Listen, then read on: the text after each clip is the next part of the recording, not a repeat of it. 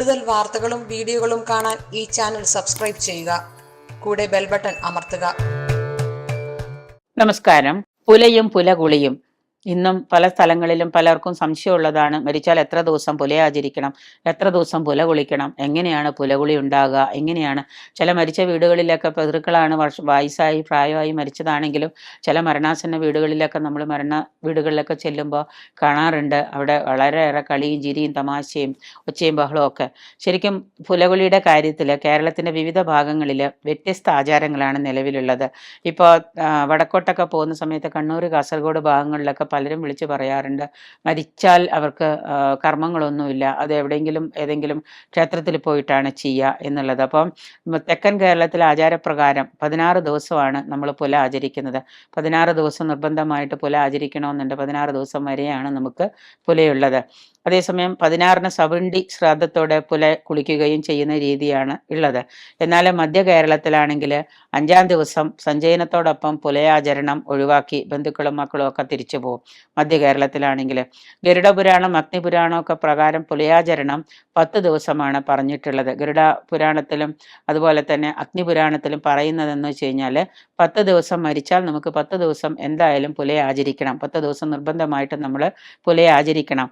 എന്നാൽ ബ്രാഹ്മണനാണ് മരിച്ചെങ്കിൽ 10-ഉം, ക്ഷത്രിയനാണെങ്കിൽ 12 ദിവസവും, വൈശ്യനാണെങ്കിൽ 15 ദിവസവും, പിന്നെ ശുഭാദി തരത്തിലുള്ള ആളുകളൊക്കെയാണ് എന്നുണ്ടെങ്കിൽ 30 ദിവസവും പുലയാചരിക്കണമെന്നാണ് മനുസ്മൃതിയിലെ പൊതു ആചരണ വിധി എന്ന് പറയുന്നത്. എങ്കിലും പൊതുവായിട്ട് ഇന്ന് എല്ലാവരും 16 ദിവസമാണ് പുലയാചരിക്കാറ്. പിന്നെ 16 ദിവസം പുലയാചരിക്കുന്ന രീതിക്ക് ശാസ്ത്രസമ്മതമുള്ളതായിട്ടൊന്നും കാണുന്നില്ല. ഇന്നത്തെ കാലത്ത് തിരക്ക് പിടിച്ച ജീവിതത്തിൽ പുലയാചരിക്കൽ 16 ദിവസം എന്ന് പറഞ്ഞാൽ അതൊന്നും നടപടിയാവില്ലാത്തത് കൊണ്ട് 11 ദിവസം കഴിഞ്ഞ് 12-ാം ദിവസം സബണ്ടി അടിയന്തരമൊക്കെ കഴിഞ്ഞ് എല്ലാവരും മക്കളും പൗത്രാദികളൊക്കെ തിരികെ പോകുന്നു, ജോലി സ്ഥലത്തേക്ക് തിരികെ പോവുകയൊക്കെ ചെയ്യും.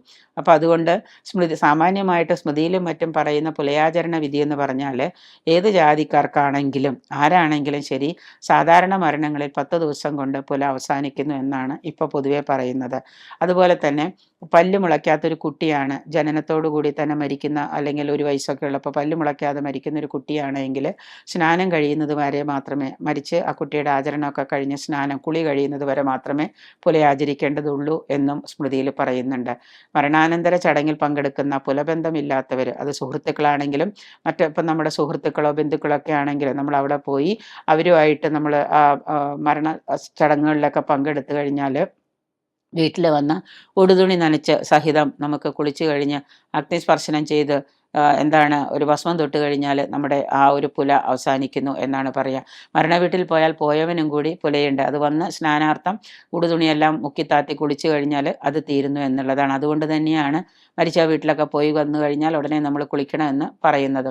ഒരാൾ മരിച്ച പുല നിലവിലുണ്ടായിരിക്കുമ്പോൾ മറ്റൊരാൾ മരിച്ചു എന്ന് വിചാരിക്കുക, വീട്ടിൽ തന്നെ ഇപ്പോൾ 10 ദിവസത്തെ പുലയുണ്ട് അല്ലെങ്കിൽ 12 ദിവസത്തെ പുല ആചരിക്കുന്നുണ്ട്, 6 ദിവസം കഴിഞ്ഞപ്പോൾ വേറൊരു മരണം നടന്നുവെങ്കിൽ അതിൻ്റെ കണ്ടിന്യൂഷനായിട്ട് നമ്മൾ പുല ആചരിച്ചാൽ മതിയെന്ന്. ആദ്യത്തേതിൻ്റെ അശുദ്ധിയോടൊപ്പം തന്നെ രണ്ടാമത്തേതിൻ്റെ അശുദ്ധിയും അവിടെ തീരുന്നു. രണ്ടാമത്തെ വ്യക്തി മരിച്ച് വീണ്ടും 15 ദിവസം എടുക്കണമെന്നില്ല. രണ്ടാമത്തെ ആ ഒരു അശുദ്ധിയും ഇതോടൊപ്പം തന്നെ തീരുന്നു, അവസാനിക്കുന്നു എന്നാണ് സ്മൃതിയിൽ പറയുന്നത്.